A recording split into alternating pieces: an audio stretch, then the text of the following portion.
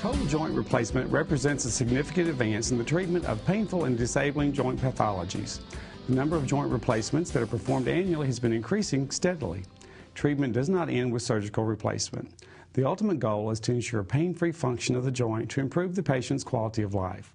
Here to educate us about total joint replacement is Dr. Brett Smith with Andrews Total Joint Center. Thanks for being here. Thanks, Jeff. Good to be here.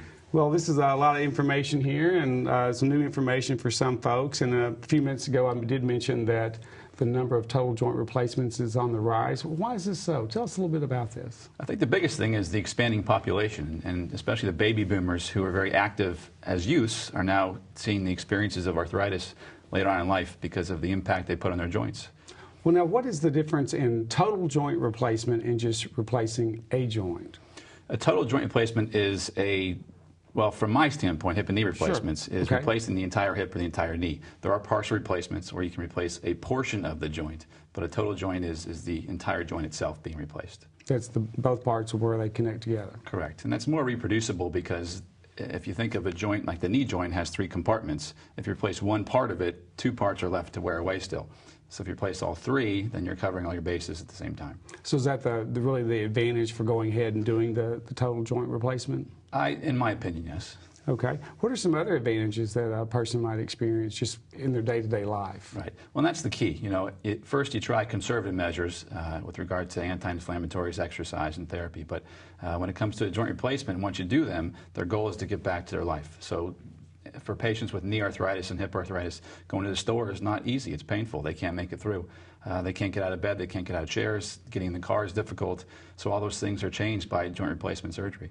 Well, being uncomfortable and having difficulty getting around is certainly not something that someone would enjoy, but how do they know that they actually might be a candidate for total joint replacement? Well, it's a combination of their complaints in terms of their pain, their discomfort, what they can't do in terms of activities of daily living, and what they have failed to try conservatively. So we try, as I stated, some things conservatively. If those things don't work, then we convert over to surgery.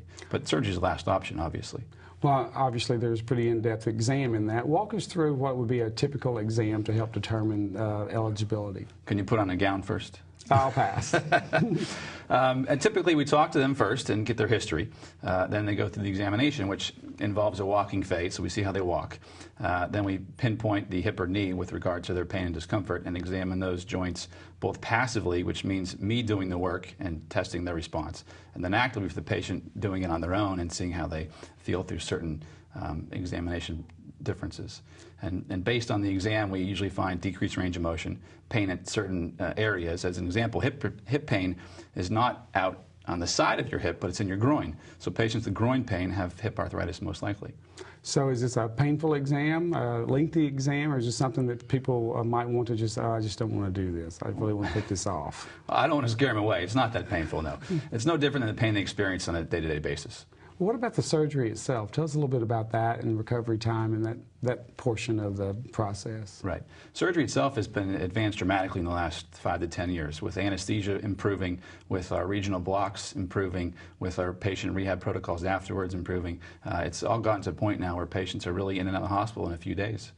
Well, what happens after the surgery? I think that's a lot of people's concern too, is how long will I be dealing with the aftermath, and when will I be back to normal? And hopefully better than normal, or what normal has been. But tell us a little bit about after the surgery. After surgery, the first few days are difficult, I'm not going to lie. And a knee replacement especially is difficult because it's much different than a hip. A hip is a ball and socket. It moves smoothly, and patients are happy pretty quickly. Knee replacements, they are tortured by the therapist, and they're also called the physical terrorists.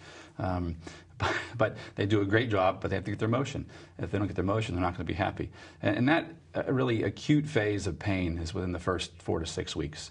Beyond that, their pain is improving dramatically over the pre-op stage. But to get back to themselves, it's a good 3 to 6 months in terms of sleeping, eating, tired and fatigue-wise. It's a long process, but beyond the 6 months, they're back to themselves.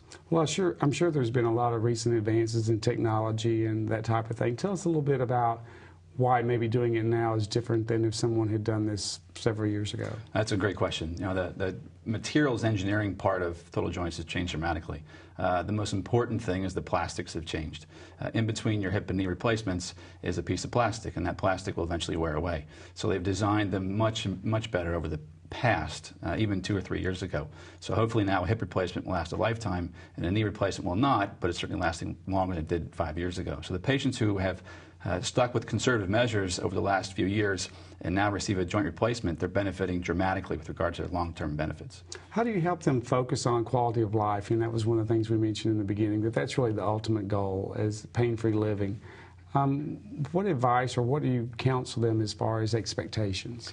Well, it's difficult because everyone's different, obviously. But my goal is to get them back to their normal activities, and even more so, exercise activities in terms of walking, in terms of cycling and swimming and all the stuff that they want to do that they can't do prior to surgery.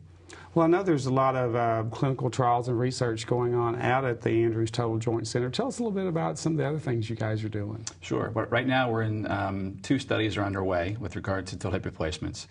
We have another study going on with regard to injections for the knee, which are certainly a benefit. Now, it's not just cortisone, which you might have heard of for the shoulder and elbow and knee alike, but it's a special injection for the knee that we're now studying.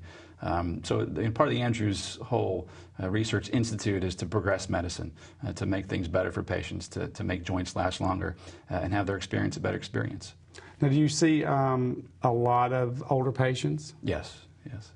And do they just come, you know, how do they go to their primary care physician and have conversations prior to coming to the Joint Center? Tell us about how they might start from the symptom stage to actually meeting with someone like yourself, for example. Right. You know, most of my patients come from primary care doctors, that's correct. A lot of them come from word of mouth, where they have seen a patient or a friend of theirs who has a brace on that we prescribed, and they say, hey, what's that brace about? And then they come in and get the brace. But a lot of it's word of mouth, believe it or not, because they see their friends doing well after we take care of them. Once their friends are doing well, they say, well, that's not so bad, I can go do that. But a huge source is the primary care referral, yes. Okay, great. Well, thanks for being here, and we really appreciate all y'all are doing and adding to the community, and just appreciate everything. Thank you. Great to be here. Thank you.